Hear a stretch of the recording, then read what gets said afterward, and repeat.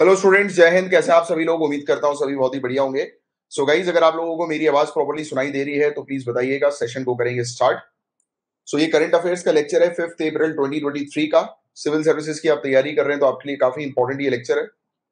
सो आज के लेक्चर में हम लोग कौन से टॉपिक्स को कवर करने वाले हैं, तो स्कॉटिश इंडिपेंडेंस की डिमांड हम लोग को देखने को मिल रही है, यानी कि स्कॉटलैंड को इंडिपेंडेंस जो है वो चाहिए, तो उसकी डिमांड है ये। तो इसके बारे में हम लोग चर्चा करेंगे। फिर नगरी दूबराज राइस को ज्योग्राफिकल इंडिकेशन टैग जो है वो मिला है, तो इसके बारे में हम लोग चर्चा करेंगे। फिर सागर सेतु मोबाइल एप्लीकेशन के बारे में बात करेंगे, डायल अप इंटरनेट के बारे में डिस्कस करेंगे। Then we will going to cover about competition amendment bill 2023 के बारे में कवर करेंगे। एंड देन हम डिस्कस करेंगे 60 साल कंप्लीट हो गए हैं सीबीआई को। फिर आइंस्टाइन टाइल के बारे में बात करेंगे। फिर प्रोविजनल टैक्स कलेक्शंस के बारे में डिस्कस करेंगे। तो ये सब पूरे टॉपिक्स हैं आज के, जिनको एक एक करके हम लोग कवर अप करने वाले हैं। So let's start the topic. So Scottish independent की डिमांड जो है, यानी स्कॉटिश इंडिपेंडेंस की डिमांड जो है वो बढ़ गई है, राइट। अच्छा, by the way, before starting this lecture, मैं आप लोग को बताना चाहता हूं कि हमारे एक स्टूडेंट है जिनका सिलेक्शन हो गया है नायब तहसीलदार की पोस्ट पर। So Akshay Pandey, heartily congratulations to you from the whole team of Jhansar academy for IAS. And ये लड़का जो है, मैंने पहले भी आपको बताया था कि आईएएस निकालेगा।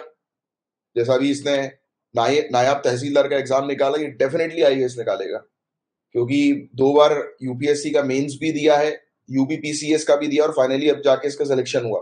And he had been through a big trouble also in his life, और अभी भी उसकी लाइफ में बहुत बड़ा ट्रबल चल रहा है। बट देन टू ट्रबल के पीरियड, ट्रबल मतलब, अब मैं उस चीज को ओपनली बता नहीं सकता आप लोग को, उसने मेरे साथ बहुत सारी चीजें शेयर करी है। तो ये लड़का इतने स्ट्रगल के बावजूद जो है, उसने ये चीज अचीव करी, तो बहुत बड़ी बात है वो, बहुत बड़ी बात। मतलब एकदम से इनकी फैमिली पर आप कह सकते हैं कि एक डार्क फेस आ गया, और जिस डार्क फेस में इवन फाइनेंशियल, इमोशनल, हर तरीके से लड़का टूट गया। बट देन टू इसने अपनी पढ़ाई नहीं छोड़ी। So the point is, you have to be consistent if you want to become successful, if you want to crack this examination, you have to become consistent. होने दो आपकी लाइफ में जो भी चीज हो रही है यार, प्रॉब्लम्स आ रही हैं, आने दो, कोई दिक्कत नहीं है। But be consistent, remain consistent, क्योंकि कंसिस्टेंसी एक ऐसी चीज है जो आपको सक्सेस जो है वो अचीव कराएगी। तो कंसिस्टेंसी इज वेरी इंपॉर्टेंट। उस लड़के ने कंसिस्टेंट रहकर जो है वो एग्जाम निकाला। एनीवेज, तो मैं चाहता हूं कि आप भी बस कंसिस्टेंट रहें और अपना एग्जाम निकालें। आने दीजिए, लाइफ में जो भी प्रॉब्लम्स आ रही हैं, स्ट्रगल आ रही है, और स्ट्रगल कर रहे हो ना, जो भी प्रॉब्लम्स आ रही है आने दो, इट्स ओके। बट पढ़ाई को मत छोड़ो, लगे रहो। चलो, सो हमारा टॉपिक जो है वो है डिमांड फॉर स्कॉटिश इंडिपेंडेंस, यानी कि स्कॉटलैंड जो है वो स्वतंत्रता की डिमांड जो है वो कर रहा है, राइट। तो इसके बारे में हम लोग जो है वो चर्चा करते हैं। तो रिसेंटली डिमांड ये है कि सेकंड रेफरेंडम, अब रेफरेंडम क्या होता है? जनमत संग्रह जिसको हम लोग जो है वो बोलते हैं, मतलब पब्लिक से जो है वो पूछा जाता है कि भाई आपको क्या चाहिए। तो दूसरा रेफरेंडम जो है वो स्कॉटलैंड की इंडिपेंडेंस का जो है वो रिजेक्ट हुआ। ब्रिटिश प्राइम मिनिस्टर ने रिजेक्ट किया। शुरुआत कैसे होती है स्कॉटलैंड के इंडिपेंडेंट किंगडम की, तो इसके बारे में हम बताते हैं। तो इंडिपेंडेंट किंगडम जो स्कॉटलैंड का था, ये 9th सेंचुरी में बना। तो ये बेसिकली वर्ल्ड हिस्ट्री के पॉइंट ऑफ व्यू से काफी इंपॉर्टेंट टॉपिक है, ध्यान से सुनना जो जो बताते जा रहा हूं। अब स्कॉटलैंड, पहले मैं आपको स्कॉटलैंड की लोकेशन जो है वो थोड़ी सी दिखाता हूं सबसे पहले, फिर हम लोग आगे बढ़ेंगे। फर्स्ट ऑफ ऑल, ये एक यूरोप का एरिया आपको दिखाई दे रहा है, यूके वाला एरिया हम लोग को यहाँ पर नजर आ रहा है। यहाँ पर आप देखेंगे इसके ऊपर, तो ये स्कॉटलैंड वाला एरिया ये बड़ा सा आपको नजर आ रहा है, मतलब कि यूके के नॉर्थ में हम लोग को स्कॉटलैंड वाला एरिया देखने को मिल रहा है। यहाँ पर इंग्लैंड है, राइट, और ये आयरलैंड का एरिया, ये नदर्न आयरलैंड का एरिया हम लोग को देखने को मिल रहा है, राइट। ये इंडिपेंडेंट आयरलैंड है, राइट, और ये नदर्न आयरलैंड है। ये नदर्न आयरलैंड जो है वो यूके की टेरिटरी का हिस्सा हम लोग को जो है वो देखने को मिलता है, ठीक है। तो ये चीज आप थोड़ी सी ध्यान में रखिएगा। क्लियर? चलो, तो ये वाली पॉइंट क्लियर हुआ है। इसकी लोकेशन, हम लोग को स्कॉटलैंड की लोकेशन देखनी थी, हमने स्कॉटलैंड की लोकेशन देखी, ये यूरोप में, ये स्कॉटलैंड की लोकेशन है, ठीक है। सो अभी मैंने आपको स्कॉटलैंड की लोकेशन जो है वो दिखाई है, और न्यूज आई है कि रिसेंटली डिमांड जो है सेकेंड रेफरेंडम की, सेकेंड रेफरेंडम कंडक्ट करने की डिमांड जो है स्कॉटलैंड की इंडिपेंडेंस को लेकर रिजेक्ट कर दी गई है ब्रिटिश प्राइम मिनिस्टर के द्वारा। अब स्कॉटलैंड की हिस्ट्री के बारे में बात करें, तो ये जो इंडिपेंडेंट किंगडम स्कॉटलैंड का था वो 9th सेंचुरी में बना था। और इंडिपेंडेंट रहने के लिए इसने इंग्लैंड के किंगडम के साथ लगातार युद्ध लड़ा। तो पहला पॉइंट हमें क्या मिला, 9th सेंचुरी में स्कॉटलैंड किंगडम बना और अपनी इंडिपेंडेंस के लिए उसने लगातार जो है वो इंग्लैंड के साथ युद्ध लड़ा, राइट। 1603 में दोनों किंगडम जो है वो एक पर्सनल यूनियन में आए। उन्होंने बोला कि चलो ठीक है, एक संघ बनाते हैं, and were then ruled by same monarch. फिर उनको जो है वो एक ही सम्राट ने जो है वो रूल किया, एक ही किंग ने दोनों टेरिटरी को रूल किया। तो 1603 में आकर इन्होंने बोला कि चलो ठीक है, अब लड़ना झगड़ने का सेंस नहीं है, दोनों इकट्ठे मिल जाते हैं। तो ये चीज हम लोग को शुरुआती तौर पर स्कॉटलैंड की हिस्ट्री देखने को मिली कि हाँ, एक टाइम पर स्कॉटलैंड का किंगडम अलग हुआ करता था। 1603 में ये आकर शामिल हो गया इंग्लैंड के साथ। अब 1707 का पीरियड, इकोनॉमिक और पॉलिटिकल वल्नरेबिलिटीज के कारण जो दोनों ही साइड पर उभर रही थी, मतलब पॉलिटिकल लेवल पर भी इकोनॉमिक लेवल पर भी स्थिति दोनों ही साइड, स्कॉटलैंड इंग्लैंड दोनों ही साइड पर स्थिति गंभीर हो रही थी। सो ब्रिटिश और स्कॉटलैंड पार्लियामेंट्स ने जो है वो पास किया एक्ट्स ऑफ यूनियन, और इसके माध्यम से ये ग्रेट ब्रिटेन के अंदर शामिल हो गया। यानी कि ये पूरी टेरिटरी, अब आपको दिमाग में रखना है, स्कॉटलैंड की टेरिटरी अलग थी, इन्होंने एक कानून बनाया और जिस कानून के माध्यम से एग्री किया कि चलो एक साथ शामिल हो जाते हैं ग्रेट ब्रिटेन में।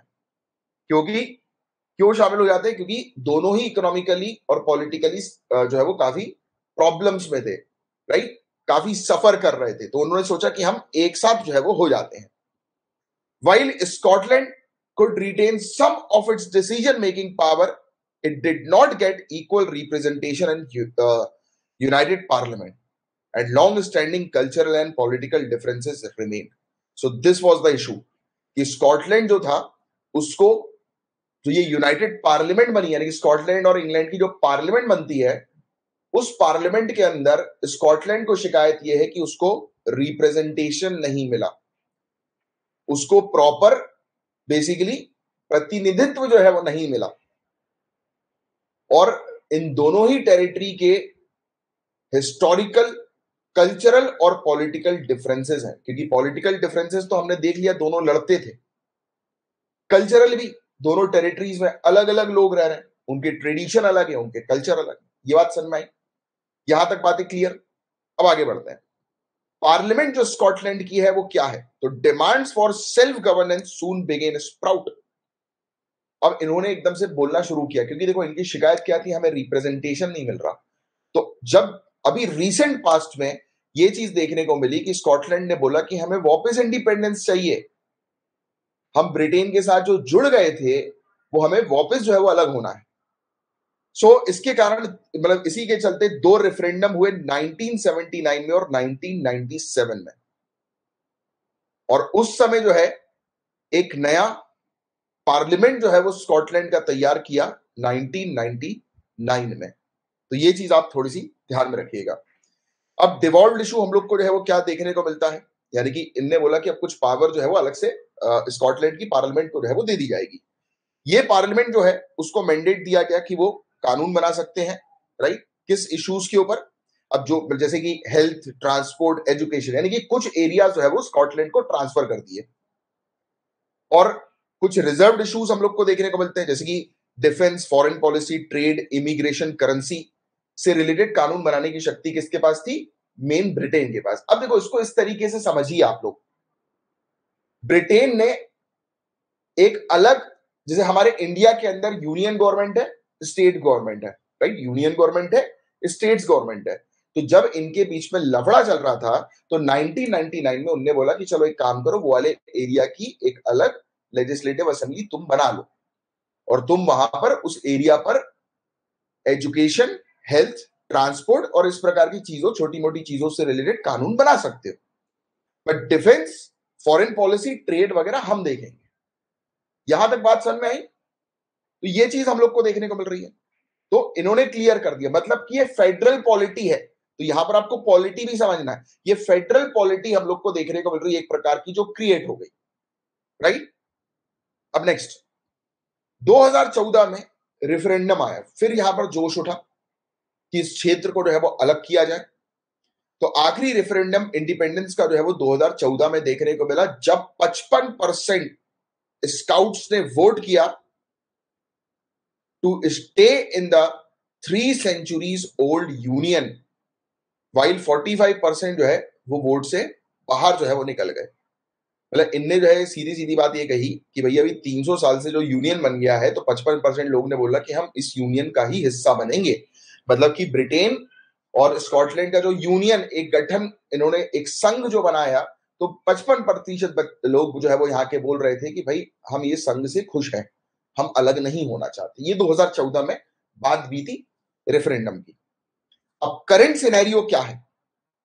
एक भारी मात्रा में स्कॉटलैंड के लोग जो हैं वो क्या देखते हैं? वो अपने आप को जो है वो इंडिपेंडेंट देखते हैं यूके से, और वो सेल्फ डिटर्मिनेशन और सेल्फ आइडेंटिटी की बात करते हैं, सवाल उठाते हैं कि भाई हमारी पहचान क्या है, उस पर ये आवाज उठाते हैं। ये अपनी खुद की पहचान चाह रहे हैं, इसलिए भारी मात्रा में आज की डेट में पब्लिक जो है स्कॉटलैंड की वो बोल रही है कि अलग हो, हमें इंडिपेंडेंस प्रोवाइड कराओ। और स्कॉटलैंड के बारे में बात करें तो पूरे ब्रिटेन की पॉपुलेशन का 8% जो आबादी है वो स्कॉटलैंड की हम लोग को देखने को मिलती है, और 1/3 लैंड मास भी हम लोग को यहाँ पर स्कॉटलैंड का देखने को मिलता है। मतलब 1/3 लैंड वाला एरिया जो है वो स्कॉटलैंड का ब्रिटेन में। अब डिमांड क्यों बढ़ रही है इंडिपेंडेंस की? एक तो हमने बोल दिया कि इनको जो है वो क्या चाहिए, एक प्रकार की आइडेंटिटी चाहिए। तो स्कॉटिश नेशनल पार्टी गवर्नमेंट का कहना यह है कि जो भी लोग स्कॉटलैंड के अंदर रह रहे हैं उनके पास अधिकार है डिसाइड करने का कि if they want to be an independent country. तो एक वहां की नेशनल पार्टी है, मतलब एक पॉलिटिकल पार्टी आप कहो, तो एक पॉलिटिकल पार्टी का ये प्रचार करना है कि भाई हमारे लोग जो है वो डिसाइड करेंगे कि हमें इंडिपेंडेंट रहना है या यूनियन में शामिल होना है। अब इस डाउट को क्लियर करने के लिए, राइट, इस संदेह के लिए कि फ्यूचर स्कॉटलैंड जो है वो इंडिपेंडेंस के बाद कैसा होगा, तो ये जो स्कॉटिश नेशनल पार्टी हम लोग को देखने को मिल रही है, ये व्हाइट पेपर लेकर आई कि हम नया स्कॉटलैंड कैसे बनाएंगे। क्योंकि देखो, ब्रिटेन से हटेगा स्कॉटलैंड, फिर क्या करेगा? तो इनने बताया कि ये जो पार्टी है स्कॉटलैंड की, ये बता रही है कि हम व्हाइट पेपर लेकर आ गए, हम बताएंगे कि तुम क्या करोगे। तो ये अभी करंट का सिनेरियो है। समझ में आए वाली बात? यहां तक बात क्लियर है। अब नॉर्थ सी के रेवेन्यू की बात करें तो ये जो आज की डेट में ये जो ब्लॉक हम लोग को देखने को मिलता है, it grant from the British government for a large part of its annual expenditure which it plans to substitute with oil revenues from the North Sea once it's get independence। तो पहली चीज तो ये होगी कि ये क्षेत्र को जैसी इंडिपेंडेंस मिलेगी तो नॉर्थ सी से इसको बेनिफिट मिलना शुरू हो जाएगा। अभी ये ब्रिटेन के टुकड़ों पर है, मतलब सीधी बात अगर कहे सिंपल शब्दों में कि ब्रिटेन इसको हेल्प करती है फाइनेंशियली राइट नाउ, बट इनका प्लान ये है कि जैसे ही अलग होंगे तो ये ऑयल रिसोर्सेज के थ्रू जो है वो कमाई करेंगे जो इनको नॉर्थ सी से मिलेगा। नेक्स्ट, इन्होंने कहा है कि instead of using the North Sea oil revenue to invest in future generation, UK is using them to fund its current expenses which undermines the interest of a Scot. ये बोल रहा है भाई नॉर्थ सी से यूके गवर्नमेंट क्या कर रही है? यूके गवर्नमेंट पब्लिक के बारे में नहीं सोच रही, वो अपने करंट खर्चों, यानी कि अभी जो यूके की हालत जो खराब है काफी ज्यादा इकोनॉमिकली, तो वो अपने करंट जितने भी खर्चे हैं उसको मैनेज कर रही है, रेदर देन पब्लिक को फंड करने की जगह, पब्लिक के वेलफेयर की जगह, पब्लिक के फ्यूचर के बारे में सोचने की जगह। तो ये स्कॉटलैंड की दिक्कत है आज की डेट में। तो एक और दिक्कत हम लोग को समझ में आ गई है। ये भी प्लान कर रहे हैं कि हो सकता है कि स्कॉटलैंड यूरोपियन यूनियन को ज्वाइन कर ले अपने ट्रेड को बढ़ाने के लिए इस पर्टिकुलर ब्लॉक के अंदर, और भी एसोसिएशन बेनिफिट्स उठाने के लिए। क्योंकि आपको पता है ब्रिटेन तो अलग हो चुका है यूरोपियन यूनियन से, ब्रेक्सिट हो गया ना, तो ब्रिटेन तो अलग है। अब स्कॉटलैंड बोल रहा है मैं भी अलग होऊंगा ब्रिटेन से। अगर ये अलग हो जाता है तो इसका एक प्लान ये भी है कि ये यूरोपियन यूनियन से जुड़ सकता है। ये जो इनकी पॉलिटिकल पार्टी, इसने प्लान ये भी किया है कि ब्रिटिश पाउंड को ये यूज करेंगे, स्टर्लिंग, राइट, इनकी करेंसी के तौर पर इंडिपेंडेंस के बाद। तो हमें एक चीज पता लगी गई है कि स्कॉटलैंड जो है वो मेनलैंड यूके से डिफरेंट है। अच्छा, यूनियन बना है बट है तो डिफरेंट कल्चरली, पॉलिटिकली, हिस्टोरिकली, क्योंकि इनके बीच में डिफरेंसेस थे हिस्टोरिकल, हमने अभी डिस्कस किया। सो ये भी आर्ग्यू किया जाता है कि स्कॉटलैंड जो है वो डिफरेंट है यूके से। उसका इलेक्टोरल सिस्टम जो है वो फेयर है और मोर प्रोपोर्शनली रिप्रेजेंटेटिव है यूके से। तो ये बोलते हैं कि यूके के अंदर जो मतलब जो वो है ना रिप्रेजेंटेशन, वो फेयर नहीं है। तो एक प्रकार से ये वाली बात कही जा रही है, बट आपको ये वाली चीज मेंस में लिखनी नहीं है, ये उतनी कुछ खास इंपॉर्टेंट नहीं है। इनका कुछ कहना ये है कि कुछ कुछ अलग टाइप की चीजें भी स्कॉटलैंड जो है वो करेगा, जैसे कि ओपन इमिग्रेशन पॉलिसीज लेकर आएगा कि और भी जल्दी जल्दी लोग यहाँ पर आ सकें, इजीली काम कर सकें। ग्रीन ट्रांजिशन पर फोकस करेगा, यानी कि ये वादे कर रहा है कि भाई जब हम इंडिपेंडेंट हो जाएंगे तो हम क्लाइमेट चेंज पर जोरों शोरों से काम करेंगे। यूनिवर्सिटी के अंदर फ्री एजुकेशन प्रोवाइड किया जाएगा, राइट। तो ये सब चीजें हम लोग को देखने को मिल रही है। टैक्सेशन, जिनको ज्यादा पैसा कमा रहे हैं जो लोग, उन पर ज्यादा टैक्स लगेगा। LGBTQ कम्युनिटी को जो है वो इंक्लूड करेंगे। ये मानना ये भी है कि यूके जो है वो और भी डिसीजन ले, अगर यूके ने ऐसे डिसीजन लिया ब्रेक्सिट करने का, राइट। सो ये स्कॉटलैंड के इंटरेस्ट के विरुद्ध था, खिलाफ था। स्कॉटलैंड नहीं चाहता था कि यूके जो है वो ब्रेक्सिट करे। तो ये सब चीजें, अब यूके का स्टैंड क्या है तो कोई क्लियर पिक्चर नहीं है। ब्रिटिश गवर्नमेंट का मानना यह है कि ये जो पॉलिटिकल पार्टी हम लोग को स्कॉटलैंड की देखने को मिल रही है, ये फेल हो गई, ये क्लियर पिक्चर नहीं दे पा रही कि पेंशन हेल्थ केयर पर कैसे काम करोगे इंडिपेंडेंट स्कॉटलैंड के अंदर, पैसा कहां से आएगा तुम्हारा, अभी तो हम तुम्हारी देखरेख कर दे रहे हैं। और इसने वार्निंग भी दी है स्कॉटलैंड को कि अगर इसने रिज्वाइन किया यूरोपियन यूनियन तो इसके कारण हम लोग को देखने को मिल सकता है कि बॉर्डर टेंशन होगी स्कॉटलैंड और ब्रिटेन के अंदर, और फिर स्कॉटलैंड के लिए दिक्कत हो सकती है क्योंकि वो एक कोने पे है। अब यूरोपियन यूनियन से सामान अगर लेकर जाना है, अभी मैंने आपको स्टार्टिंग में मैप दिखाया, तो आपको क्लियर होना चाहिए कि यूरोपियन यूनियन से सामान इंग्लैंड में आएगा, इंग्लैंड के थ्रू ऊपर की तरफ जो है वो स्कॉटलैंड की तरफ जाएगा, राइट। तो स्कॉटलैंड ऊपर है, नॉर्थ के साइड है। तो अगर यूरोपियन यूनियन से जुड़ेगा तो बीच में ब्रिटेन है, और ब्रिटेन हरकत करेगा, टैक्स बढ़ा देगा, कस्टम ड्यूटीज बढ़ा देगा, राइट, माल को पास करवाने के लिए। तो ये चीज हम लोग को देखने को मिलती है। और एक इकोनॉमिक अफेयर्स कमेटी भी है वेस्टमिनिस्टर की। सो 2014 के रेफरेंडम से पहले economic affair committee of Westminster इसने हाईलाइट किया कि retaining of the sterling as a Scottish currency would be problematic as monetary policy committee of Bank of England, which forms the policy for the UK, could not entertain the interest of a separate country. मतलब simple बातों में एक warning दी है कि अगर, क्योंकि देखो हमने क्या भी चीज समझी कि स्कॉटलैंड जब बनेगा तब ये ब्रिटिश स्टर्लिंग को ही, यानी कि ब्रिटिश पाउंड को ही जो है वो अपनी लोकल करेंसी बनाएगा। तो इनने कहा है कि अगर आप लोकल करेंसी बनाओगे तो इस करेंसी को तो मैनेज कर रही है बैंक ऑफ इंग्लैंड।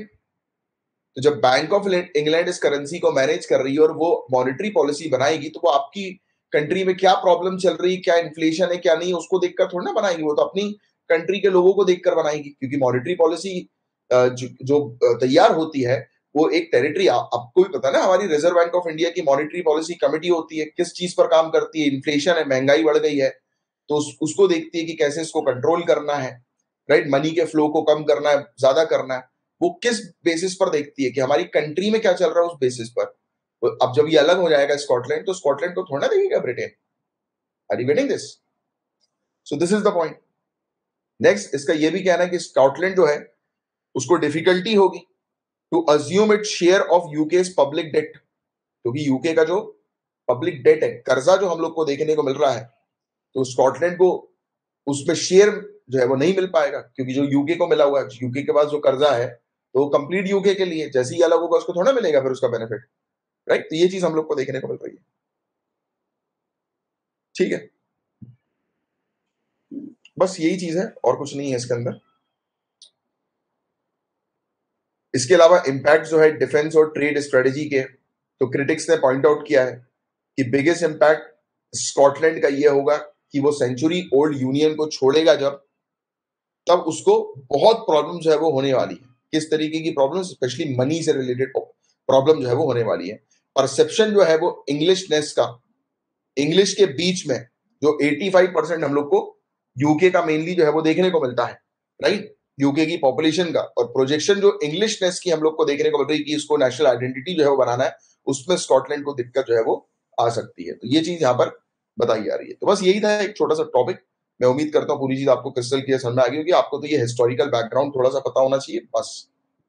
नगरी दूबराज राइस, इसको ज्योग्राफिकल इंडिकेशन टैग मिला है, तो ये टॉपिक हम लोग को देखने को मिल रहा है ज्योग्राफिकल इंडिकेशन रजिस्ट्री, इसने जो है वो छत्तीसगढ़ के एरोमेटिक राइस को, जिसका नाम है नगरी दूबराज, इसको ज्योग्राफिकल इंडिकेशन टैग दिया है। तो अब सवाल ये उठेगा कि नागरी दूबराज जो है ये चावल कहां का है, तो छत्तीसगढ़ का है, ये चीज आप ध्यान में रखिएगा, राइट।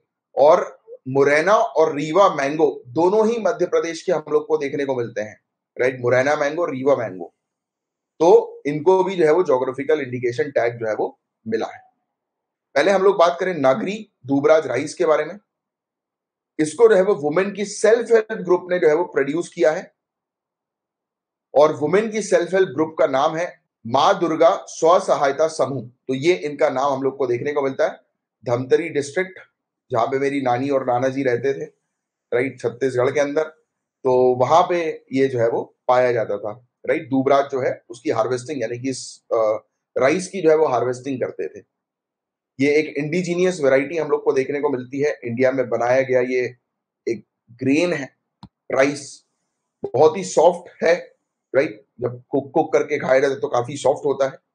इसको छत्तीसगढ़ का बासमती कहा जाता है बिकॉज ऑफ इट्स फ्रेग्रेंस, इसकी खुशबू के लिए। तो याद रखना, छत्तीसगढ़ का बासमती, ये हम लोग को नगरी दूबराज देखने को मिलता है, ये छत्तीसगढ़ का एक चावल है। न्यूज में ये टॉपिक इसलिए आया है क्योंकि इसको ज्योग्राफिकल इंडिकेशन टैग जो है वो मिल गया है। तो ज्योग्राफिकल इंडिकेशन टैग जो है वो क्या होता है, तो आपको पता है, इसके बारे में कई बार हम लोग पढ़ चुके हैं।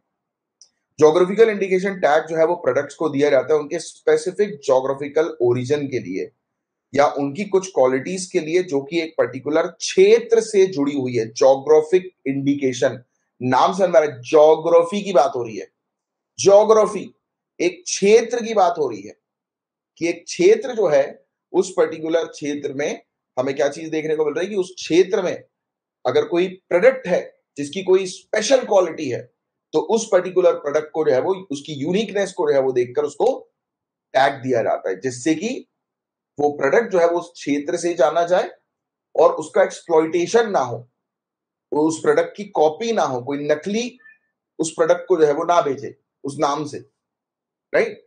तो ये चीज हम लोग को देखने को मिलती है। तो ज्योग्राफिकल इंडिकेशन जो है वो प्राइमरली, अब ये चीज ध्यान में रखना, एग्रीकल्चरल प्रोडक्ट हो सकते हैं, नेचुरल हो सकते हैं, या फिर मैन्युफैक्चर्ड हो सकते हैं, राइट। मतलब कि हैंडीक्राफ्ट्स हो गया, इंडस्ट्रियल गुड्स हो गया। तो तीन चीजें याद रखना कि ज्योग्राफिकल इंडिकेशन एग्रीकल्चर, नेचुरल या फिर मैन्युफैक्चर्ड प्रोडक्ट जो है वो हो सकते हैं, जो कि एक पर्टिकुलर डेफिनाइट ज्योग्राफिकल टेरिटरी से ही ओरिजिनेट हुआ हो। और ज्योग्राफिकल इंडिकेशन टैग्स जो है इनको इशू किया जाता है as per geographical indication of goods registration and protection act 1999 के तहत। ये पार्ट है इंटेलेक्चुअल प्रॉपर्टी राइट्स का, और जो कि Paris convention for the protection of industrial property के अंडर जो है वो आता है। ये टैग ज्योग्राफिकल इंडिकेशन का कितने सालों के लिए दिया जाता है, तो आप याद रखना 10 सालों के लिए जो है वो दिया जाता है, फिर इसको 10 सालों के बाद रिन्यू करवाया जाता है। अब क्या बेनिफिट मिलता है ज्योग्राफिकल इंडिकेशन टैग से, तो ये लीगल प्रोटेक्शन प्रोवाइड कराता है इसको, उस प्रोडक्ट को। ये प्रिवेंट करता है कि कोई भी अनऑथोराइज्ड उपयोग जो है रजिस्टर्ड ज्योग्राफिकल इंडिकेशन का किसी और के द्वारा ना किया जाए, यानी कि फर्जी प्रोडक्ट जो है वो मार्केट में ना निकाले जाए। लीगल प्रोटेक्शन प्रोवाइड कराता है इंडियन ज्योग्राफिकल इंडिकेशन को, जो कि एक्सपोर्ट को बूस्ट करता है, प्रोडक्ट की आइडेंटिटी देता है, राइट। प्रमोट करता है इकोनॉमिक प्रोस्पेरिटी, कि प्रोड्यूसर जो है उस पर्टिकुलर गुड के जो एक पर्टिकुलर टेरिटरी में प्रोड्यूस हो रहा है, तो वहां पर जो प्रोडक्शन कर रहे हैं तो उनको बेसिकली मतलब इकोनॉमिकली स्ट्रॉन्ग करता है, राइट। तो ये चीज हम लोग को इसकी देखने को मिलती है। तो मैं उम्मीद करता हूं पूरी चीज आपको क्रिस्टल क्लियर समझ में आ गई होगी। सागर सेतु मोबाइल एप्लीकेशन के बारे में अब हम लोग जो है वो चर्चा करेंगे। तो ये मोबाइल एप्लीकेशन क्या है, तो union minister for port, shipping and waterway Shri Sarbananda Sonowal, इन्होंने जो है वो लॉन्च किया है application version national logistic portal marine Sagar Setu का। तो ये सागर सेतु एप्लीकेशन हम लोग को देखने को मिल रही है नेशनल लॉजिस्टिक पोर्टल मरीन की है। ये रियल टाइम इंफॉर्मेशन प्रोवाइड कराएगी कि जो वेसल है, मतलब कि शिप्स जो है, शिप के बारे में इंफॉर्मेशन देगी, यानी कि जो भी वेसल्स, शिप वगैरह ये एक जगह से दूसरी जगह जा रहे हैं तो उनकी इंफॉर्मेशन देगी, गेट की इंफॉर्मेशन देगी कि पोर्ट में जो है वो कौन सा गेट खाली है, कंटेनर के बारे में बताएगी, फ्रेट स्टेशन के बारे में जो है बताएगी जहां से माल मतलब लोड किया जाता है, अनलोड किया जाता है, ट्रांजैक्शंस के बारे में बताएगी। और ये डिजिटल ट्रांजैक्शंस पेमेंट के लिए जो है वो एप्लीकेशन के थ्रू ही हो पाएगा डायरेक्टली। ये एप्लीकेशन जो है वो मैरीटाइम ट्रेड यानी कि समुद्री क्षेत्र में व्यापार जो है उसको जो है वो बूस्ट करेगी, बढ़ावा देगी, कंट्री की इकोनॉमी एनहेंस करेगी, राइट। और ट्रैकिंग ऑपरेशंस पर जो है वो काम करेगी, राइट, मॉनिटरिंग पर काम करेगी मैरीटाइम सेक्टर के। और इसमें ट्रेडर्स को बेनिफिट होगा। इसमें बहुत ही कम मतलब अप्रूवल और कंप्लायंस का जो है वो टाइम लगेगा, यानी कि बहुत जल्दी कोई भी पर्टिकुलर जो अप्रूवल है, एप्लीकेशन वगैरह है, राइट, पोर्ट वगैरह, पोर्ट अथॉरिटी के पास, तो तुरंत की तुरंत इस एप्लीकेशन के माध्यम से जो है वो जल्दी अप्रूवल इसको मिलेगा, फास्ट काम होगा, राइट। ट्रैकिंग बेटर तरीके से जो है वो होगी, मॉनिटरिंग बेटर तरीके से होगी, राइट। तो ये चीज रिकॉर्ड्स वगैरह की ट्रैकिंग जो है वो उसमें हेल्प करेगा सर्विस प्रोवाइडर को। उनको नोटिफिकेशन मिलेगा कि उनने जो सर्विस के लिए रिक्वेस्ट किया है उसका क्या स्टेटस है। तो ये चीज है। तो नेशनल लॉजिस्टिक पोर्टल मरीन क्या है? तो ये एक national maritime single window platform हम लोग को देखने को मिलता है, जो कि complete end to end logistic solution जो है वो प्रोवाइड कराता है एक्सपोर्टर्स को, इंपोर्टर्स को, सर्विस प्रोवाइडर को, राइट। और बिजनेस इजीली और फास्ट जो है वो करने में मदद करता है। मैरीटाइम इंडिया विजन 2030 जो है उसका एम यही है कि पोर्ट्स को जो है वो बनाना और डिजिटाइज करना मैरीटाइम इंफ्रास्ट्रक्चर को हमारी कंट्री के अंदर। तो ये था पूरा overall topic. Dial up internet की यहां पर बात हो रही है। तो recently telecom regulatory authority of India ने हटा दिया है dial up internet connection service norms को। तो ये डायल अप इंटरनेट एक्सेस जो है वो क्या है? ये एक प्रकार का इंटरनेट एक्सेस है। डायल अप इंटरनेट एक प्रकार का इंटरनेट एक्सेस, तो इससे मतलब आप इंटरनेट को चला सकते हो। ये बेसिकली ये फैसिलिटी है पब्लिक स्विच टेलीफोन नेटवर्क की, जिसके थ्रू जो है वो स्टैब्लिश किया जाता है कनेक्शन इंटरनेट सर्विस प्रोवाइडर। अब देखो, by dialling a telephone number on a conventional telephone line. देखो क्या होता है इसमें, हम लोग को आपने जैसे पुराने पीसी में जो है वो इस प्रकार की चीजें देखी होंगी, right, connecting to internet, status dialling. तो ये बेसिकली टेलीफोन से जो कनेक्टेड होते थे मोडम, जो पहले के समय पर हम लोग को देखने को मिलते थे कि जो मोडम आते थे, आज के समय पर भी जो मोडम हम लोग को देखने को मिलते हैं, जो आते हैं, बट उसमें मैंडेटरी नहीं है आपको टेलीफोन लगाना, राइट। पहले के समय पर जो मोडम आते थे आपको पता होगा कि उसमें टेलीफोन साइड में लगा रहता था, आपने देखा होगा, राइट। तो ये वाली अब उसकी जरूरत भी नहीं है, टेक्नोलॉजी जो है वो एडवांस हो गई, फाइबर केबल्स वगैरह जो है वो बिछ गई हैं, राइट। अब इतना इंटरनेट जो है वो इतनी तेजी से जो है वो आगे बढ़ता जा रहा है, वायरलेस इंटरनेट पर हम लोग जो है वो फोकस कर रहे हैं, काम कर रहे हैं। तो अब इसकी आवश्यकता नहीं है, इसलिए इसको जो है वो हटा दिया गया है, राइट। डायल अप कनेक्शन जो है वो देखो इसमें लिखा भी है, मोडेम्स का उपयोग करता था ऑडियो सिग्नल को जो है वो डेटा में डिकोड करने के लिए, और राउटर्स या और कंप्यूटर्स तक पहुंचाता था, राइट। तो ये सब चीजें हम लोग को देखने को मिलती है। तो रेगुलेशन जो है वो इशू किया गया जब डायल अप सर्विस जो है वो इकलौती अवेलेबल सर्विस थी लो स्पीड इंटरनेट को एक्सेस करने के लिए। और डायल अप इंटरनेट स्पीड जो है वो थ्योरेटिकली केपेबल है कि वो मैक्सिमम 56 किलोबाइट पर सेकंड तक ही चल सकती है। ये आउटडेटेड हो गई ना टेक्नोलॉजी। तो टेलीकॉम टेक्नोलॉजी जो है वो इवॉल्व होकर है, उसने हायर स्पीड ब्रॉडबैंड सर्विस देना जो है वो शुरू किया, FTTH, LTE, ये सब आपने सुना होगा, 4G LTE, राइट। तो ऐसी सर्विस जो है वो आजकल मिलने लगी, तो वो पुरानी चीज को उन्होंने हटा दिया। तो बस ये था डायल अप। अगर क्वेश्चन ये आ जाएगा कि डायल अप इंटरनेट क्या है, तो आपको ध्यान में रखना है कि अभी इसको हटा दिया गया है, क्योंकि अब और एडवांस सर्विसेज जो है वो आ गई है। तो telecom regulatory authority of India ने इसको रिपील कर दिया, रद्द कर दिया, निरस्त कर दिया। अब इंटरनेट यूजर इंडिया के अंदर क्या है, कितने हैं, तो उसके आंकड़ों के बारे में बात करें तो एक रिपोर्ट है इंटरनेट इन इंडिया रिपोर्ट 2022, तो उसके थ्रू बताया गया 692 मिलियन एक्टिव इंटरनेट यूजर्स हमारी कंट्री में है, जिनमें से 351 मिलियन गांव क्षेत्रों के हैं और 341 अर्बन एरियाज के हम लोग को जो है वो देखने को मिलते हैं।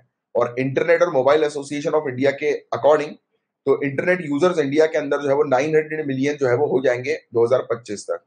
346 मिलियन इंडियन जो है वो एंगेज्ड है ऑनलाइन ट्रांजेक्शन्स में, जिसमें डिजिटल पेमेंट्स भी है, ई कॉमर्स भी है। और इंडिया जो है वो यूएसए से आगे जो है वो बढ़ चुकी है, जहां पर पॉपुलेशन जो प्रैक्टिस कर रही है डिजिटल ट्रांजेक्शन को वो 331 मिलियन हम लोग को नजर आ रही है। यानी कि यूएसए में 331 मिलियन डिजिटल ट्रांजेक्शंस हम लोग को नजर आते हैं, और इंडिया के अंदर 346 मिलियन इंडियंस जो है वो ट्रांजेक्शन्स में एंगेज्ड है।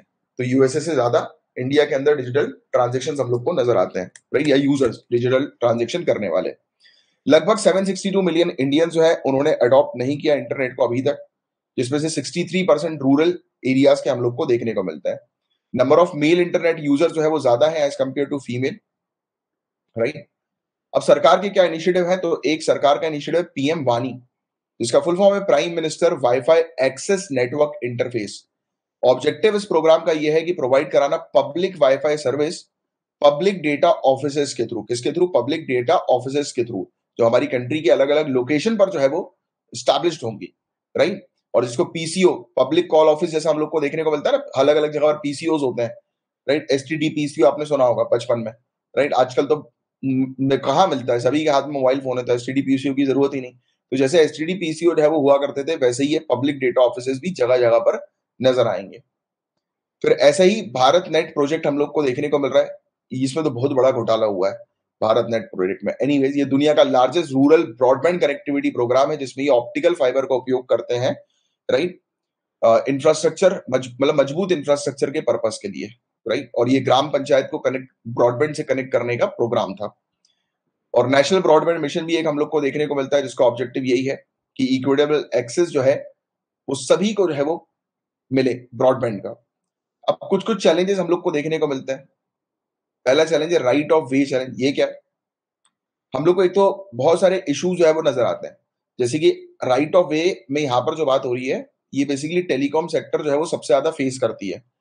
अब खुदाई की बात कर ले हम लोग, भाई लाइनें जो है वो जमीन के नीचे जो है वो गुजर रही से, जमीन के नीचे है लाइन है ये सब, राइट। इंटरनेट की, ब्रॉडबैंड की हम लोग को देखने को मिल रहा है। तो कहीं पर भी खुदाई हो जाती है तो ये इसमें टेलीकॉम इंडस्ट्री को जो है वो बहुत नुकसान होता है। इसको नुकसान ना हो इसलिए अभी एक एप्लीकेशन भी इन्होंने जो है वो शुरू करी थी कुछ समय पहले, मैंने आपको पढ़ाया भी था। तो ये राइट ऑफ वे वही है कि चैलेंज की भाई कहाँ से निकालें, क्या करें, क्योंकि बहुत सारे अलग अलग डिपार्टमेंट्स का जो है वो अप्रूवल भी लेना पड़ता है। आपको अगर तार बिछाना है एक जगह से दूसरी जगह, उस बीच अगर कोई फॉरेस्ट आ गया, जंगल आ गया, तो भाई उनका अप्रूवल का वेट करो, राइट। अलग अलग चीजें हैं। रेलवे आ गया, रेलवे ट्रैक्स आ गए, तो रेलवे ट्रैक से होकर लेकर मतलब तार गुजारना है तो उनकी प्रॉपर्टी है, तो उनसे परमिशन लेनी पड़ेगी। फिर वो जब कब परमिशन देंगे, कब काम शुरू होगा, तो ऐसे डिले हो जाता है। फिर इनसफिशिएंट फिक्स लाइन पेनिट्रेशन हम लोग को देखने को मिलता है। इंडियन नेटवर्क जो है उसके पास it does not have very much fix line coverage, while most developed countries has a high penetration of fixed line telephone lines connected to nationwide telephone network via metal wires और optical fibers। तो हमारे पास इतनी ज्यादा मात्रा में optical fibres बिछे नहीं हुए हैं। Fewer than 25% of tower in India connected to fiber network। 25% से भी कम टावर्स इंडिया के अंदर है जो फाइबर नेटवर्क से कनेक्टेड है। डेवलप कंट्री में 70% से भी ज्यादा टावर्स जो होते हैं वो फाइबर नेटवर्क से कनेक्टेड होते हैं। रूरल कनेक्टिविटी की कमी है इंडिया के अंदर, पर्याप्त टेली डेंसिटी जो है वो अचीव नहीं हुई है, राइट। अर्बन एरियाज पर 55.42%, रूरल एरियाज पर 44.58% हम लोग को देखने को मिलता है वेरिएशन, ठीक है। तो ये बस चीजें थी कुछ जिसके बारे में आपको आइडिया होना चाहिए था। क्लियर? अब आगे बढ़ते हैं। अच्छा, ये टॉपिक हो गया। कंपटीशन अमेंडमेंट बिल 2023 की यहां पर बात हो रही है। रिसेंटली राज्यसभा ने पास किया है कंपटीशन अमेंडमेंट बिल 2023। तो द कंपटीशन अमेंडमेंट बिल 2023 है क्या? तो ये अमेंड करता है कंपटीशन एक्ट 2002 को, पहली चीज, जो रेगुलेट करता है कंपटीशन को इंडियन मार्केट के अंदर और प्रोहिबिट करता है एंटी कॉम्पिटिटिव प्रैक्टिसेस जैसे कि कार्टल्स, मर्जर्स, एक्यूजिशंस, जिसके एडवर्स इफेक्ट्स कंपटीशन पर नजर आते हैं। देखिए, ये बेसिकली कानून का मेन ऑब्जेक्टिव ये होता है कि कोई एक कंपनी अपनी मोनोपोली ना जमा दे। जैसे होता है ना कि बड़ी बड़ी कंपनीज छोटी कंपनीज को खरीद लेती हैं। क्यों? बड़ी कंपनी छोटी कंपनी को खरीद लेगी तो जिस कंपनी ने, जो कंपनी बिक गई है उसका तो रोल खत्म। अब एक ही कंपनी है, मर्जर में ही होता है ना, दो कंपनी आपस में मर्ज हो गई, एक ही कंपनी है, अब वो एक ही प्राइस पर जो है पब्लिक को देंगे, तो इससे किसका नुकसान हो रहा है? पब्लिक का नुकसान हो रहा है। आपने मोनोपोली बना के रख दी। अब आप देखिए ना, पहले के समय पर, अब जियो जब आया, जियो का कितना बढ़िया एग्जाम्पल है। पहले के समय पर कितना महंगा इंटरनेट और कितना महंगा कॉलिंग्स हुआ करती थी, जियो ने तोड़ दिया सबको। और फिर जियो जैसे ही घुसा, सबको अपने रेट्स कम करने पड़ गए, सबकी मोनोपोली टूट गई। Are you getting this? So competition commission of India जो है वो रिस्पॉन्सिबल है इस पर्टिकुलर कानून को इंप्लीमेंट करने के लिए। इसमें बताया गया कि बिल के अंदर इन्होंने डिफाइन किया टर्नओवर को for the purpose of penalty, as global turnover derived from all the products and services by a person or an enterprise। इनने बोला है कि अब एक व्यक्ति का जो बिजनेस टर्नओवर होता है उस पर पेनाल्टी जो है वो लगाई जाएगी, राइट। आइडिया जो है वो यही है कि पेनाल्टी लगाना एक परसेंटेज के तौर पर, कि आपका जितना भी आपने जहां जहां पर भी आपका बिजनेस है और उसका जितना भी टोटल टर्नओवर है उसका कुछ परसेंटेज जो है वो आपको पेनाल्टी के तौर पर देना पड़ेगा। अगर ये कंपनी जो है वो कुछ इस प्रकार की प्रैक्टिस करती है जिससे फेयर कंपटीशन जो है वो खत्म होता है। फिर डीक्रिमिनलाइजेशन बिल ने जो है वो डीक्रिमिनलाइज किए कुछ पर्टिकुलर अपराध जो इस कानून के अंदर आते हैं, राइट। अब उनको जो है पहले जो है वो हम लोग को देखने को मिलता था, पहले जो है वो अपराध के अंदर सिविल पेनाल्टीज वगैरह भी हम लोग को जो है वो देखने को मिलती थी, तो उसको अब जो है वो मतलब पहले फाइन देखने को मिलता था, उसको सिविल पेनाल्टी कर दी कि आपको पब्लिक के लिए जो है वो कुछ करना है। मतलब अगर आप ये चीज गड़बड़ करते हो तो we will going to say that कि आप पब्लिक को जो है वो दो, पब्लिक को सर्विस जो है वो ऑफर करो। इस तरीके की कुछ पेनाल्टी अब ये प्रोवाइड कराएंगे। अब वो पैसे मॉनिटरी पेनाल्टी नहीं, अब पब्लिक सिविल पेनाल्टीज, राइट। तो इस प्रकार की चीज ये लेकर आए हैं। ये ऑफेंस के अंदर हम लोग को देखने को मिलता है कि जैसे कंपटीशन कमीशन ऑफ इंडिया ने कोई ऑर्डर पास किया, उस कंपनी ने उस ऑर्डर को फॉलो नहीं किया, राइट। तो ये सब चीजें हम लोग को, डायरेक्टर जनरल जो है उन्होंने कोई डायरेक्शंस दिए उसको फॉलो नहीं किया, एंटी कॉम्पिटिटिव एग्रीमेंट से रिलेटेड, या डोमिनेंट पोजीशन पर आप अपनी मोनोपोली जमा के रख रहे हो तो उससे रिलेटेड कोई जिन्होंने गाइडलाइंस दी तो उसको फॉलो नहीं करी, तो उनके खिलाफ इस प्रकार की कार्रवाई होगी कि आपको सिविल पेनाल्टीज उनको जो है वो देनी पड़ेगी। कंपटीशन कमीशन ऑफ इंडिया के स्कोप को जो है बढ़ा दिया, नए प्रोविजन के अंदर कंपटीशन कमीशन ऑफ इंडिया के स्कोप को बढ़ा दिया गया, right. Competition commission of India के merger regulations by bringing deal worth more than rupees 2000 crore requiring regulator clearance, कि अगर आप कोई मर्जर के लिए, यानी कि आप मर्जर मतलब आप किसी कंपनी को अपने में शामिल कर रहे हो और उसमें अगर 2000 करोड़ से ज्यादा की डील है तो उस पर्टिकुलर, क्योंकि बड़ा अमाउंट है, राइट। मतलब इसका मतलब ये है कि आप पूरे सामने वाले को जो है वो पूरी की पूरी मोनोपोली खत्म कर दे रहे हो, मतलब मोनोपोली बना रहे हो सामने वाले का जो जो वो है, मतलब वो बोलते हैं कि उसके बिजनेस को खत्म करके अपने अंदर शामिल कर ले रहे हो, राइट। तो ऐसा ना हो, इस पर्पस के लिए इनने बोला है कि अब आपको रेगुलेटर से जो है वो डिस्कशन करना पड़ेगा अगर आपको 2000 करोड़ से ऊपर की कंपनी को मर्ज करवाना है तो। फिर सेटलमेंट मैकेनिज्म अमेंडमेंट ने इंट्रोड्यूस किया एक स्कीम कमिटमेंट और सेटलमेंट के लिए, जिससे कि जो कोर्ट कचहरी में जो केसेस है वो रिड्यूस हो, राइट। ये स्कीम जो है वो अवेलेबल की जाएगी एंटी कॉम्पिटिटिव एग्रीमेंट के केसेस में, राइट। तो ये चीज हमें देखने को मिल रहा है, ठीक है। यूएसए की मॉनेटरी पॉलिसी इन्फ्लुएंस को रिड्यूस किया जा रहा है, राइट। तो ये चीज हम लोग को देखने को मिल रही है। इससे ट्रांसपेरेंसी जो है वो एनहांस होगी, ईज ऑफ डूइंग बिजनेस जो है वो प्रमोट होगा, राइट। तो ये कुछ चीजें हैं जिसको आपको थोड़ा सा ध्यान में रखना है। कंपटीशन कमीशन ऑफ इंडिया के बारे में बात करें तो एक स्टैट्यूटरी बॉडी है गवर्नमेंट ऑफ इंडिया की, जो कि कंपटीशन एक्ट 2002 को इन्फोर्स करने के लिए रिस्पॉन्सिबल है, राइट। इसको मार्च 2009 में जो है वो बनाया गया। ये कानून प्रोहिबिट करता है किसी प्रकार के एंटी कॉम्पिटिटिव एग्रीमेंट्स नहीं होने चाहिए। कोई कंट्री मोनोपोली अपनी स्टैब्लिश करके बैठी है तो उसकी मोनोपोली को तोड़ने का काम करता है, राइट। तो ऐसे काम इसके कंपटीशन कमीशन ऑफ इंडिया के होते हैं। इसमें एक चेयरपर्सन होता है और 6 मेंबर हम लोग को देखने को मिलते हैं जिनको सेंट्रल गवर्नमेंट अपॉइंट करती है, और कमीशन क्वाजी जुडिशियल बॉडी है, right.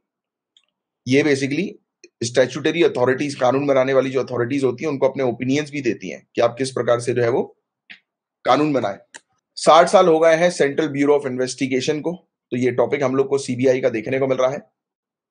Premiere investigating police agency of India, the central bureau of investigation, CBI, 60 साल इसको अपनी सर्विस के कंप्लीट हो गए हैं। डायमंड जुबली का उद्घाटन हमारे honourable prime minister Narendra Modi ji ने उद्घाटन किया डायमंड जुबली सेलिब्रेशन का न्यू दिल्ली में।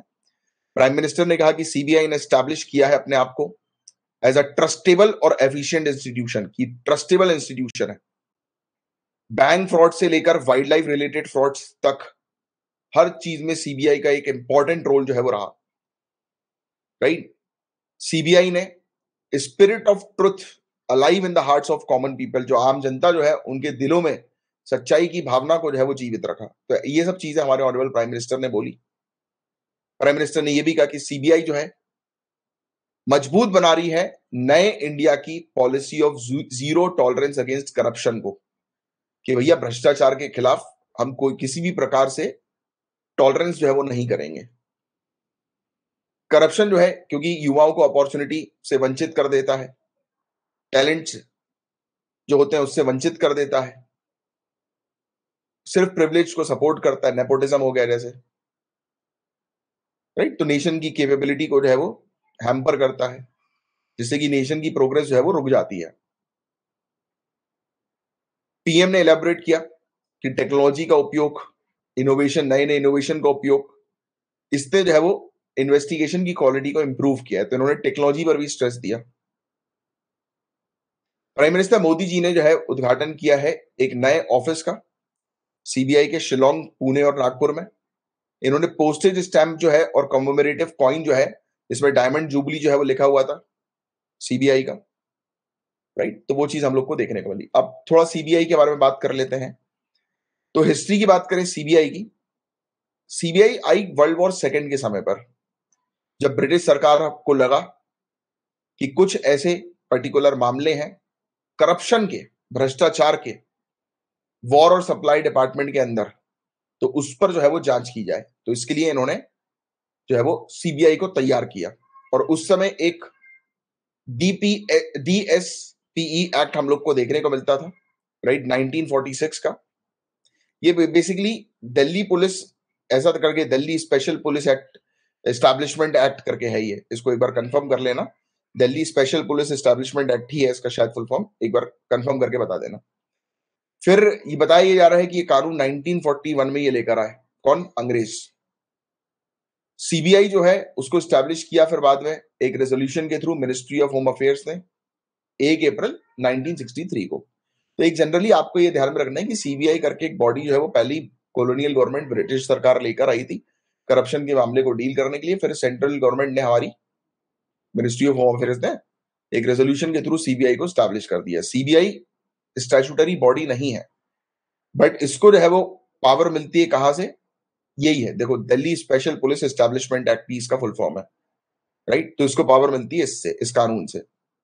सीबीआई जो है वो किस मिनिस्ट्री के अंदर काम करती है, ministry of personnel public grievance and pension के अंदर, सेंट्रल गवर्नमेंट के। और ये इसमें आरटीआई आप नहीं लगा सकते, यानी कि आरटीआई लगाकर सीबीआई से पूछताछ नहीं की जा सकती। 1963 में सीबीआई को स्टैब्लिश किया था गवर्नमेंट ऑफ इंडिया ने, और किस ऑब्जेक्टिव से, कि सीरियस क्राइम, इंडिया के डिफेंस से रिलेटेड, हाई प्लेसेस के corruption, serious fraud, cheating, embezzlement और social crime, particularly hoarding, black marketing, profiteering essential commodities की। तो इस प्रकार के जो मैटर्स हम लोग को ऑल इंडिया लेवल के, इंटर स्टेट लेवल के देखने को मिलते हैं, उस पर जांच जो है वो सीबीआई करती है। और इन सब चीजों की जांच करने के लिए सीबीआई को बनाया गया। ये एक नोडल पुलिस एजेंसी है इंडिया के अंदर, जो इन्वेस्टिगेशन जो इंटरपोल के बिहाफ पे कोऑर्डिनेट करती है। तो आप याद रखना, इंटरपोल से जब भी कोई बातचीत होती है या किसी प्रकार से इंटरपोल के लिंक्स जब स्टैब्लिश होते हैं, तो वो लिंक जो है उस पर कमांड देने वाली अथॉरिटी जो होती है वो सीबीआई होती है। यानी कि और सिंपल शब्दों में, इंटरपोल से बातचीत करने के लिए हमारी कंट्री में सीबीआई जो है वो रिस्पॉन्सिबल है, या सीबीआई के पास पावर है। इसका क्षेत्र अधिकार की बात करें तो सेक्शन 6 जो Delhi special police establishment act का हम लोग को देखने को मिलता है, ये ऑथोराइज करता है, ये पावर देता है सेंट्रल गवर्नमेंट को कि वो डायरेक्शन दे सकते हैं सीबीआई को जांच करने के लिए, राइट। कहीं पर भी, पूरे इंडिया में कहीं पर भी सीबीआई को जांच करने की परमिशन जो है वो दी जाती है, किसके द्वारा, सेंट्रल गवर्नमेंट के द्वारा। कोर्ट भी, हमारे देश की जो कोर्ट है, न्यायालय है, वो भी सीबीआई को जांच करने के ऑर्डर दे सकते हैं, राइट। और इवन कोर्ट भी इन्वेस्टिगेशन की क्या प्रोग्रेस चल रही है उसको मॉनिटर कर सकती है। सीबीआई खुद भी अपने हिसाब से भी इन्वेस्टिगेशन जो है वो कर सकती है, बट वो सिर्फ यूनियन टेरिटरीज में। फिर लोकपाल एक्ट 2013 के अंदर ये कहा गया कि सीबीआई के डायरेक्टर जो है उनको अपॉइंट किया जाएगा एक कमिटी के रिकमेंडेशन के आधार पर, और उस कमिटी में होंगे prime minister, leader of opposition Lok Sabha के, और चीफ जस्टिस ऑफ इंडिया या फिर सुप्रीम कोर्ट के जज, जो कि चीफ जस्टिस ने अपॉइंट किए हों। अब सेंट्रल विजिलेंस कमीशन एक रिपोर्ट निकालती है, जिस रिपोर्ट में बताया गया कि जो कन्विक्शन रेट जो है सीबीआई का, यानी कि सीबीआई ने जिस पर इन्वेस्टिगेशन करी, तो उस पर जो आरोपी को जो सजा दी जाती है, यानी कि एक तो होती है इन्वेस्टिगेशन करना, उस पर आरोपी जो है वो निकल गया, उसको सजा नहीं मिल पाई, तो उसको कहते हैं कन्विक्शन रेट। तो बोल रहे हैं कि सेंट्रल विजिलेंस कमीशन की सीबीआई का कन्विक्शन रेट जो है वो 65 to 70% है, जिसको बेस्ट इन्वेस्टिगेशन एजेंसी के मतलब का इतना रहता है जितना सीबीआई का है, राइट। तो यानी कि सीबीआई का कन्वेंशन रेट इतना अच्छा होने के कारण ये एक माना जाता है कि सीबीआई किसी चीज की जांच जब करती है तो मुजरिम जो है उसको जेल का रास्ता तो दिखाई देती है। फिर जनरल कंसेंट एक चीज होती है। तो सीबीआई का क्षेत्राधिकार सिर्फ और सिर्फ सेंट्रल गवर्नमेंट के डिपार्टमेंट्स और उनके एम्प्लॉइज तक ही सीमित है। हालांकि सीबीआई इन्वेस्टिगेट कर सकती है केसेस जहां पर स्टेट गवर्नमेंट के एम्प्लॉय भी इन्वॉल्व है या कोई वायलेंट क्राइम हुआ है, राइट, एक पर्टिकुलर स्टेट के अंदर, बट वो तभी इन्वेस्टिगेट करेगी जब स्टेट गवर्नमेंट उसको सहमति देगी। तो ये जनरल कंसेंट होता है instead of case specific consent. तो अब किसी पर्टिकुलर स्टेट ने सीबीआई को जनरल कंसेंट दे दिया, दैट मींस कि सीबीआई उस स्टेट के अंदर आकर स्टेट एम्प्लॉई से के भी मतलब उनको सीबीआई को इन्वेस्टिगेट करने के लिए परमिशन लेने की जरूरत नहीं पड़ेगी स्टेट के अंदर, वो डायरेक्ट आकर अपनी कार्रवाई जो है वो कर सकते हैं। तो जनरल कंसेंट जो है वो नॉर्मली दिया जाता है 6 महीने से एक पर्टिकुलर साल के लिए। कितने प्रकार के कंसेंट होते हैं सीबीआई के पास? तो 2 प्रकार के कंसेंट होते हैं, जनरल और एक स्पेसिफिक। जनरल मतलब आप किसी भी मामले को जो है वो देख सकते हो, उस पर जांच कर सकते हो। स्पेसिफिक यानी कि एक स्पेसिफिक मामले पर जांच की जाती है, सिंपल सी चीज। अब कुछ इश्यूज भी हैं कि सीबीआई ढंग से काम नहीं कर रही है, जैसे कि लेजिस्लेटिव प्रॉब्लम। किसी मामले में इन्वेस्टिगेशन जब की जाती है तो उस टेरिटरी के अंदर सीबीआई जब घुसती है तब उसको रोक दिया जाता है कानूनी तौर पर, उसको इन्वेस्टिगेट करने नहीं दी जाती, उसकी पावर जो है वो बांध दी जाती है दूसरी स्टेट में, किसी स्टेट में। एडमिनिस्ट्रेटिव इश्यूज भी हम लोग को देखने को मिलता है, इनके पास इंफ्रास्ट्रक्चर की कमी है, सफिशिएंट मैन पावर की कमी है, मॉडर्न इक्विपमेंट्स नहीं है, इनकी वर्किंग कंडीशन इनह्यूमन हम लोग को कंडीशन देखने को मिलती है, राइट। तो ये सब चीजें हैं। कई बार इनके ऊपर सवाल उठा दिए जाते हैं कि जब ये जांच करते हैं तो बहुत सारी चीजें हैं। पॉलिटिकल इश्यूज भी हैं। मई 2013 में काफी सारे करप्शन के स्कैंडल जो हैं यूपीए गवर्नमेंट की तरफ से हम लोग को देखने को मिले। सुप्रीम कोर्ट ने ऑब्जर्व किया कि सेंट्रल ब्यूरो ऑफ इन्वेस्टिगेशन जो है has stuck to the agency ever seen बारे में एक टिप्पणी की जो तब से एजेंसी चिपकी हुई। अच्छा, एक टिप्पणी के बाद मतलब स्कैंडल के पीछे जो है वो लगी हुई है। तो पॉलिटिकल इशू भी, यानी कि अब ये क्या करते हैं, अब देखो कई बार ये भी कहा जाता है कि सीबीआई जो है वो बेसिकली पपेट है सेंट्रल गवर्नमेंट की। सेंट्रल गवर्नमेंट यानी कि जो गवर्नमेंट पावर में हम लोग को देखने को मिलती है वो हर किसी मतलब अपने अपोजिशन के पीछे सीबीआई छोड़ी छोड़ी बैठी रहती है। तो यही बोल रहे हैं कि सीबीआई चिपकी रहती है। बेंच जो हम लोग को एक जस्टिस आर.एम. लोधा का देखने को मिला, उसने डिस्क्राइब किया कि सीबीआई, देखो लिखा भी है, सीबीआई जो है वो केज्ड पैरेट है जो अपने मास्टर की जो मास्टर बोलते हैं वो रिपीट करता है। अगर पॉलिटिशियन ने बोला यानी कि सेंट्रल गवर्नमेंट ने आदेश दिए सीबीआई को कि ये मुजरिम है तो सीबीआई बोलेगी ये मुजरिम है, नहीं तो वाली चीज। एनीवेज, ट्रांसपेरेंसी का इशू भी है क्योंकि इसको आरटीआई से जो है वो हटा दिया गया है। अब central vigilance commission, CBI, Lokpal, इनका क्षेत्र अधिकार जो है वो ओवरलैप करता है इन सब एजेंसी का, इसके कारण भी और प्रॉब्लम जो है वो आती है। तो ये था पूरा ओवरऑल टॉपिक। उम्मीद करता हूँ पूरी चीज आपको अच्छे से क्रिस्टल क्लियर समझ में आ गई होगी। आइंस्टाइन टाइल के बारे में यहां पर बात हो रही है। रिसेंटली मैथमेटिशियन ने डिस्कवर किया है आइंस्टाइन टाइल को। तो क्या है ये Einstein tile? A shape that could be singularly used to create a non-repeating pattern on an infinitely large plane। मतलब एक बड़े एरिया पर आइंस्टाइन टाइल कौन सा, एक बड़े एरिया पर एक ऐसा स्ट्रक्चर जो है वो तैयार होता है, एक ऐसा पैटर्न तैयार होता है जो नॉन रिपीटिंग यानी कि रिपीटेड नहीं है, सभी स्ट्रक्चर अलग अलग है। यहां पर आइंस्टाइन जो है is a play on German Einstein और वन स्टोन। तो ये प्ले है, हम लोग को जर्मन का एक प्ले प्ले पता है ना, नाटक जिसको हम लोग बोलते हैं। इसको एल्बर्ट आइंस्टाइन से कंफ्यूज नहीं होना है, जो फेमस जर्मन फिजिसिस्ट थे। ये बेसिकली एक आइंस्टाइन नाटक से आया है, राइट, नाटक से इसका नाम जो है वो पड़ा है। पीरियोडिक टाइल जो है, these are set of tile types whose copies can form patterns without repetition. मतलब ये इस प्रकार के टाइप टाइल्स हैं और जो इनका स्ट्रक्चर जो होता है वो बिना रिपीट हुए, नॉन रिपीटेटिव नेचर का हम लोग को देखने को मिलता है। यानी कि सभी जो स्ट्रक्चर होंगे वो अलग अलग होंगे। 1961 में mathematician Hao Wang conjectured that a periodic tiling were impossible. इनने बोला कि पीरियोडिक टाइलिंग यानी कि सबके स्ट्रक्चर अलग अलग होंगे वो इम्पॉसिबल है। बट उनके स्टूडेंट रॉबर्ट बर्जन ने इस चीज को डिसरप्ट किया और इन्होंने 104 टाइल्स के सेट जो है वो निकाले, which when arrange together will never form a repeating pattern. उन्होंने पैटर्न रिपीट नहीं किया। तो 1970 में Nobel prize winning physicist Roger Penrose इन्होंने पाया कि a set of only 2 tiles, 2 tiles का सेट जो है that could be arranged together in a non-repeating pattern ad infinitum. It is now known as Penrose tiling and has been used in artwork across the world. तो इनने क्या बोला? इनने बोला कि 2 टाइल से ही हम इस प्रकार से अरेंज करेंगे उसको नॉन रिपीटिंग पैटर्न में कि वो कंटिन्यूअसली जो है वो डेवलप करता जाएगा, स्ट्रक्चर बनाता जाएगा जो कि सब एक दूसरे से जो है वो अलग होंगे। बट सिंस पेनरोज की डिस्कवरी के बाद मैथमेटिशियन जो है उन्होंने देखना शुरू किया होली ग्रेल को, जो कि ए पीरियोडिक टाइलिंग का एक मतलब हम लोग को हिस्सा देखने को मिलता है, एक सिंगल शेप है या मोनोटाइल हम लोग को देखने को मिल रहा है, which can fill a space up to infinity without ever repeating the pattern it creates। मतलब वही इंफिनिटी तक, यानी कि जितने चाहे उतने स्ट्रक्चर जो है ये बनाएगा बिना उस स्ट्रक्चर को जो है वो रिपीट किए। मैथमेटिशियन ने जो है उसको कहा आइंस्टाइन प्रॉब्लम इन ज्योमेट्री। ये प्रॉब्लम जो है it has stumped mathematician for decades and many felt that there was simply no answer to this problem and recent discovery named the hat answer this problem।